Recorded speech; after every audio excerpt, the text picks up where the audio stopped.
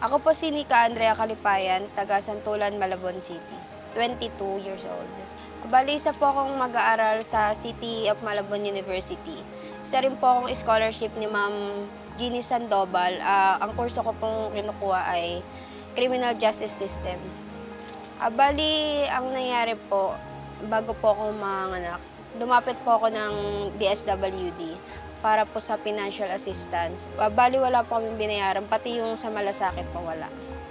Kasi nabawasan na po lahat. Bali, ano po yun, 30K mahigit po yung bill namin sa ospital, wala po kaming binayaran. Bali, sa August po, magbabalik aral na po ulit ako.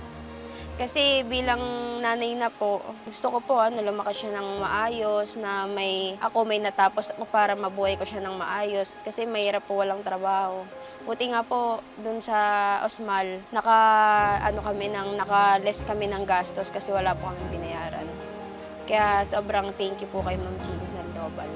Pangarap ko po talaga sa sundalo po kasi nag-training na po ako eh. Bali, buti nga po, bago po ako mabuntis, tapos na po yung training ko ng Army. Kaya, bali, pagkabalik ko po ng schooling ko, pagpapatuloy ko na lang po yun. Para kahit papaano, mas maganda po yung future. Thank you po kay Mayor Jeannie Sandoval at kay Kong Ricky Sandoval.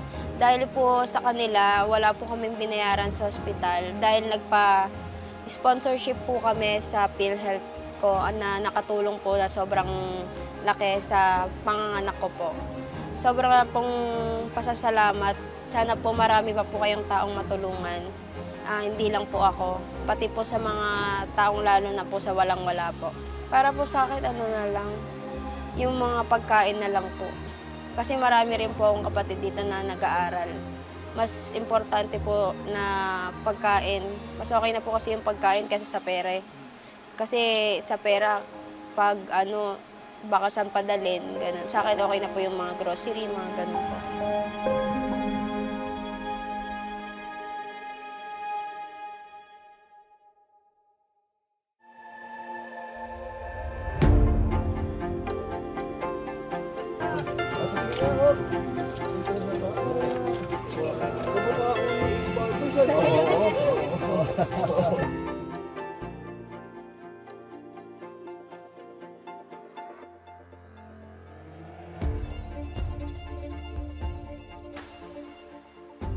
Ang Malabon ang isa sa mga lungsod sa buong Pilipinas na may budget taon-taon para bumili ng lupa.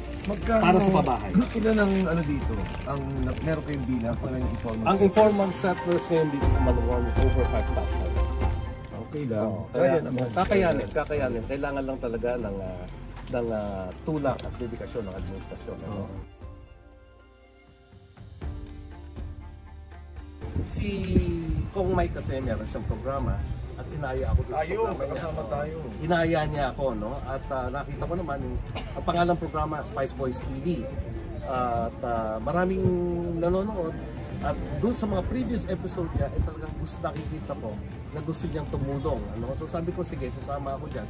At nung unang pagbaba ni Kong Mike dito, nataon naman doon sa doon sa birthday ni Mayor Jeannie, kaya naman napanood namin ang mga problema ng mga kababayan natin katulad nila.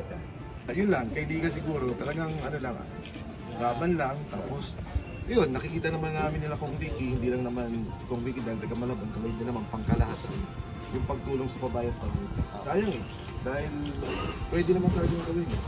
And of course, kailangan lang talaga lalayan din yung gobyerno, yung local government. Kasi may problem na tayo sa national. So kung anong tulong ko kay Kong Ricky at sa mga iba pa nating mga kababayan, andyan lang naman kami kay Ace Barbers. Sana yung examination sa prostate maging successful. Kasi nagpa-check up siya ngayong araw. So yun lang, hindi namin yun. Oo, at saka sayang, Kong Ace, hindi ka nakasama dito. Kung nakita mo lang yung paa ni Baby, parang paa mo rin. Oo, di ba? Yun ba?